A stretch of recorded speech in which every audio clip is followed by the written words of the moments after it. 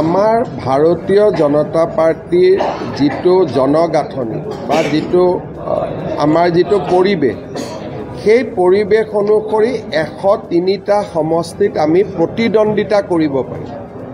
তাৰ মিনিং এইটো নহয় যে বাকীকেইটাত আমি প্ৰতিদ্বন্দ্বিতা নকৰোঁ, কিন্তু বাকীকেইটাত প্ৰতিদ্বন্দ্বিতাটো টোকেন হ'ব।